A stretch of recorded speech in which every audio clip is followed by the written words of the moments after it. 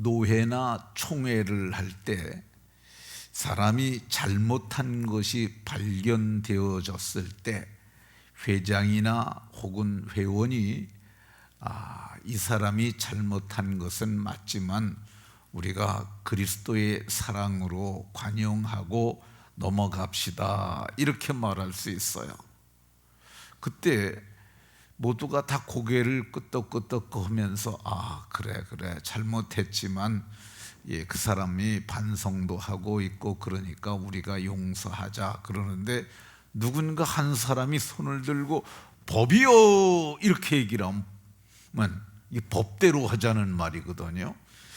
법대로 하면 관용할 수가 없어요. 법대로 하면 용서할 수 없어요. 법대로 하면 죄인을 만들어야 돼. 법에 의한 정죄, 이거 죄인을 만드는 거야. 법대로 하면 심판하여야 합니다. 그러니까 법이 잔인할 수 있어요. 그럼 법이 필요 없는 거냐? 그거는 아닙니다. 법이 없으면 무질서해집니다. 질서를 유지하고 사람으로 바른 삶을 살게 하기 위해서 법은 필요한 것입니다. 성경에도 법이 나옵니다. 이 신명기 4장 44절에 보면 모세가 이스라엘 자손에게 선포한 율법은 이러하니라. 모세가 이스라엘 자손에게 율법을 선포했어요. 신약 성경에도 보면 요한복음 1장 17절에 율법은 모세로 말미암아 주어진 것이요. 그러니까 율법을 우리에게 하나님께 받아서 준 사람이 모세예요. 그럼 율법이 뭐냐? 이 법 얘기하면 좀 어렵게 생각하시는 분들이 많이 있는데, 율법은 하나님께서 이스라엘 백성들에게 바르게 살라고 주신 기준이에요. 그러니까 그게 종교적으로 바르게 살아야 되고요, 도덕적으로 바르게 살아야 되고요, 사회생활 바르게 하면서 사는 거야. 그래서 그것을 종교적인 거, 도덕적인 거, 그리고 서로 법을 어기지 말고 살아야 되니까 그걸 시민법이라고도 이렇게 부릅니다. 근데 오늘 성경을 보면 율법을 적법하게 쓰지 못하는 경우가 나와요. 그러니까 율법을 적법하게만 율법을 바르게 옳게만 쓰면 이 율법은 선한 거야. 근데 율법을 잘못 쓰게 되면 이건 문제가 아주 커집니다. 그러면 율법을 적법하게 쓰지 않는 것은 어떤 경우일까? 첫 번째로 5절에 보면 이 청결한 마음, 선한 양심, 거짓 없는 믿음에서 나오는 사랑으로 하라고 얘기를 하고 있거든요. 근데 사랑으로 하지 않는 것, 이게 율법을 적법하게 쓰지 못하는 거야. 그러니까 율법이나 예수님의 복음이나 중요한 건 사랑으로 하는 거야. 근데 사랑으로 하지 아니하는 것, 이게 율법을 적법하게 쓰지 않는 것입니다. 두 번째, 율법을 적법하게 쓰지 않는 것은 헛된 말에 빠지는 거예요. 6절에 보면 이 사람들이 이 사랑에서 벗어나 헛된 말에 빠져. 이 사람들이, 이게 율법을 적법하게 쓰지 못하는 사람들이죠. 이 사람들이 이 사랑에 의해서 벗어나 그랬는데 이것이 사랑에서 벗어났다는 거야. 그러니까 청결한 마음, 선한 양심, 거짓 없는 믿음에서 나오는 사랑으로 해야 되는데 이에서 벗어나 헛된 말에 빠졌다는 거야. 이 헛된 말에 빠졌다고 그러는데, 헛된 말이 뭐냐? 4절에 보면 신하와 끝없는 족보에 몰두하지 말게 하리 함이라.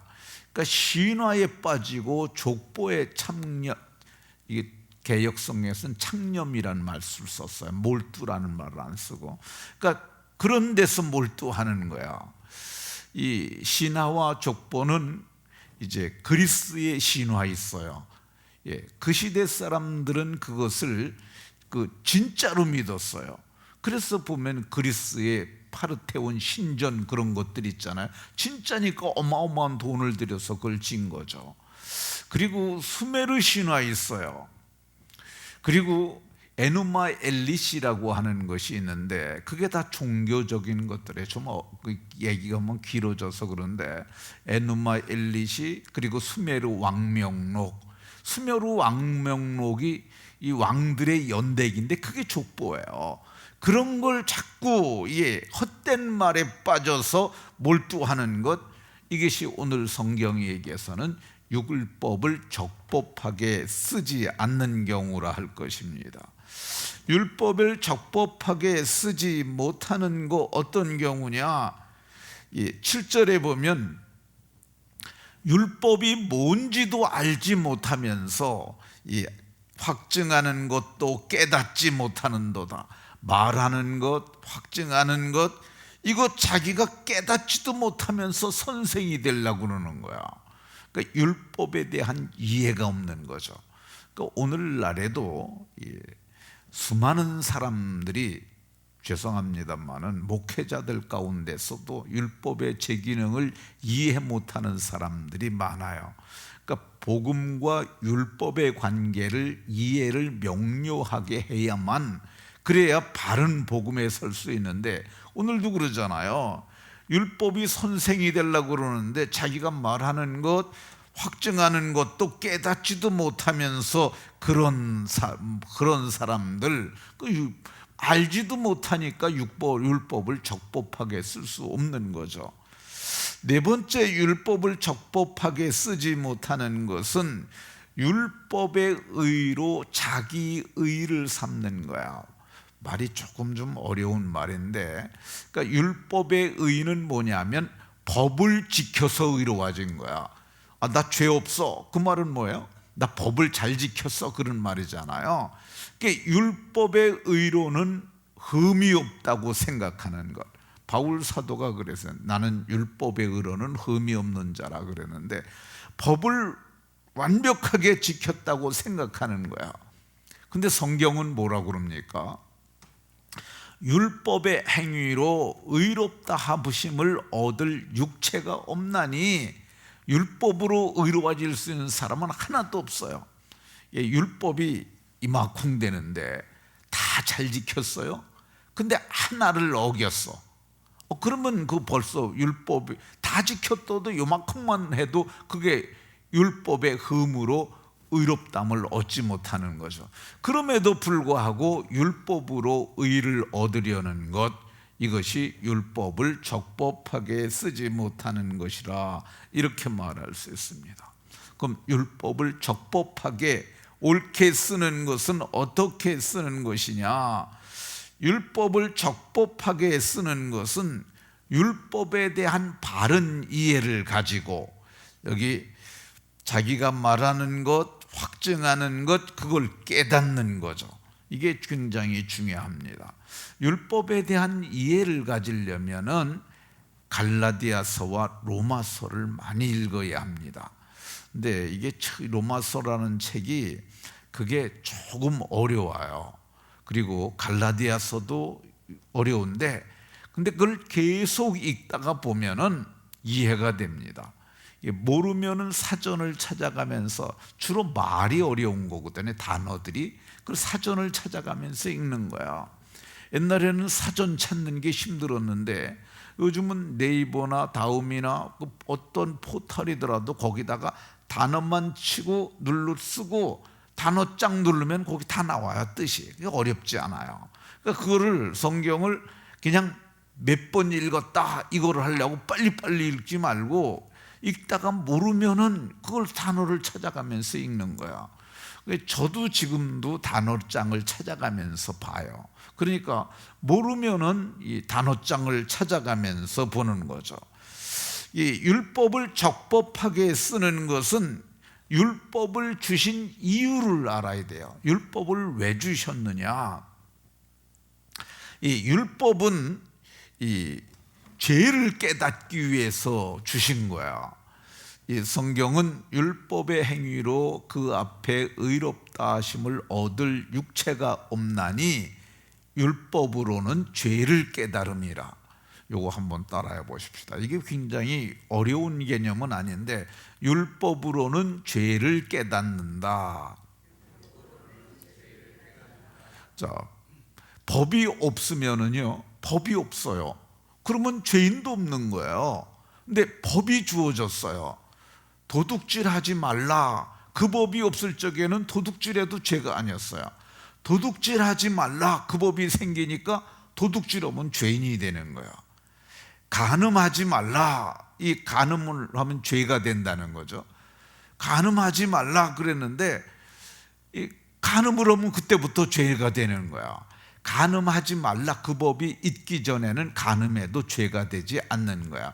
법이 죄인을 만드는 거야. 그러니까 율법으로는 죄를 깨닫는 거죠. 그러니까 율법이 하는 일이 뭐냐? 율법이 정죄하는 거야. 율법의 정죄. 그러니까 율법은 죄인을 만드는데, 그래서 이거를 율법의 저주라고 얘기를 합니다. 율법의 저주. 이 갈라디아서 3장 13절에 율법의 저주에서 우리를 속량하셨다는데, 이게 율법이 저주하는 그런 기능을 가지고 있어요.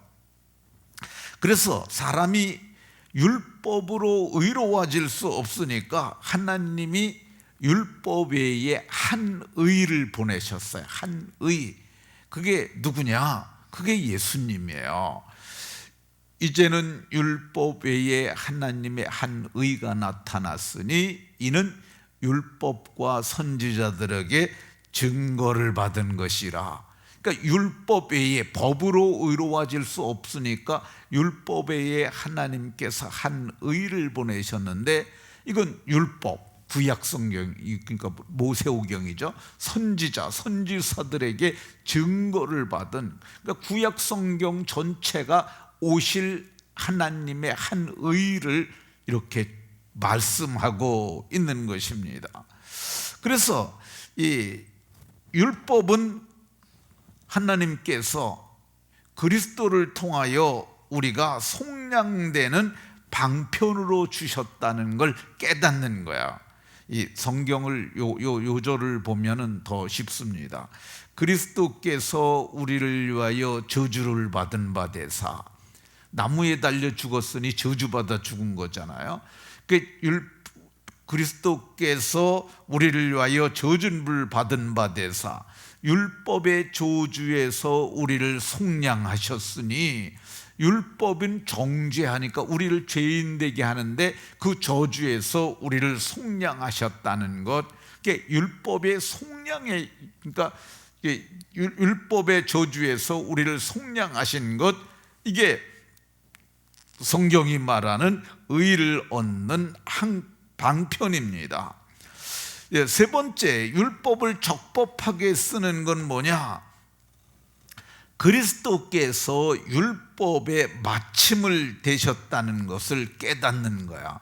성경의 로마서 10장 4절에 그리스도는 모든 믿는 자에게 의를 이루기 위하여 율법의 마침이 되시니라, 이렇게 말씀합니다. 그러니까 그리스도께서 모든 믿는 자가 누구예요? 우리들이잖아요.